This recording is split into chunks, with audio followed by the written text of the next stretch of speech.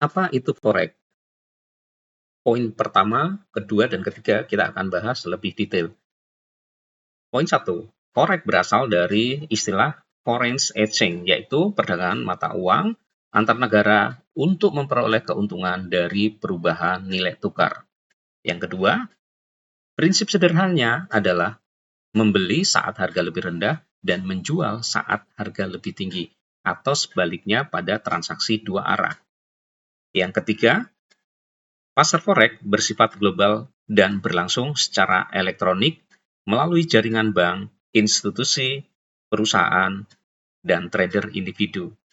Semuanya aksesnya adalah secara online, membuatnya dapat dilakukan dari berbagai tempat dan dari belahan dunia.